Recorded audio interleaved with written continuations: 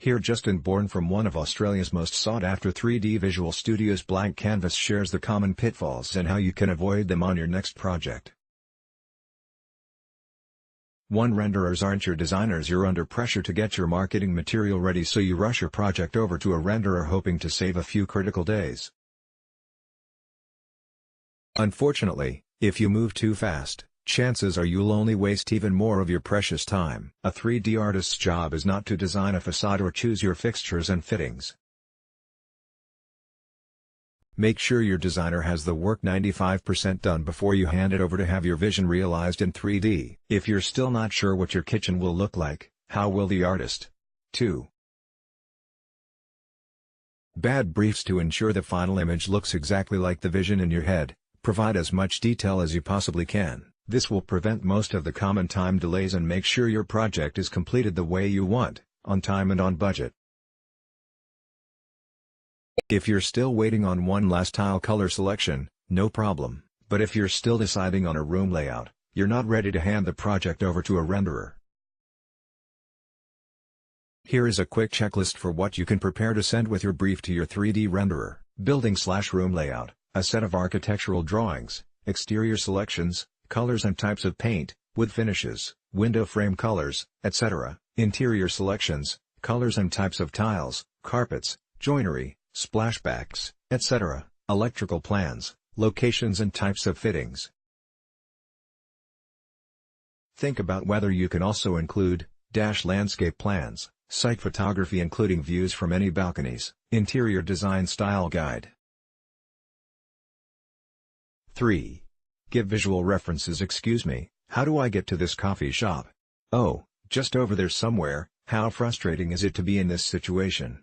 To avoid doing this to your 3D renderers, provide them with a visual map of various references. Find a few examples of images you like and clearly explain what elements of that image you like. Be careful not to muddy the water with too many options. 2 to 3 is ideal. Consider whether you want the render to reflect the morning, afternoon or evening. This also applies to furniture and finishes. If you can provide an example picture of what you like, then there is more chance that it can be replicated accurately. Here's an example. 4. Don't overlook the details when you receive your first draft render. Be sure to be thorough in reviewing the image. Your goal is to provide a comprehensive list of all the changes you need to get the render looking exactly how you want it. It is always a great idea to have your whole team review the image, including your architect, branding agency, real estate agent and interior designer. Here is a simple checklist of points you should use to start your review. Finishes and architectural details are correct, windows and doors are in the right spots, key features are included, look at things like cladding and railings. Colors and selections are correct, lights are correctly positioned with the right fittings, overall lighting is on track and to your expectations, styling and furniture is on brief, correct background photography. Other things to consider, is it too boring? Is it over the top? 5. Feedback should be thorough and clear. Found a mistake or need a change?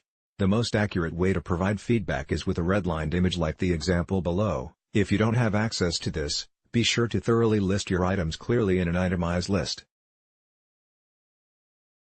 Providing good feedback does not mean saying, "I don't like the chair." If the furniture is not to your taste, send through an image or two of what you do like.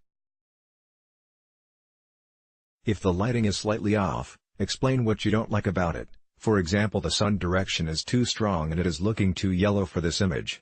Giving this kind of feedback should ensure you get to your final render in less time and minimize misinterpretation from your renderer, which in turn makes your life easier. If they still can't it right, well, refer to tip 6. 6. Avoid hiring the wrong person. While this may seem obvious and common sense, this is where people generally go wrong.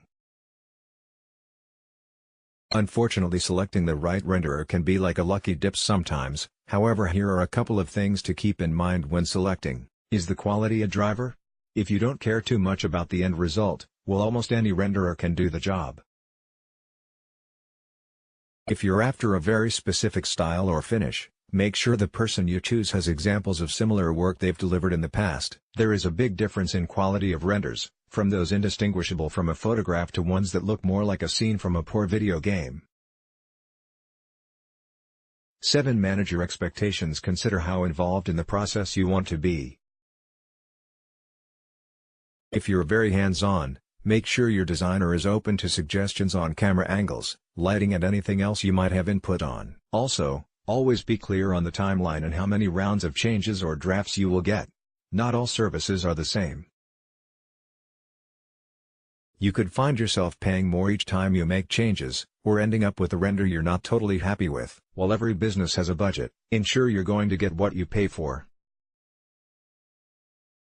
If a price seems too low to be true, it probably isn't.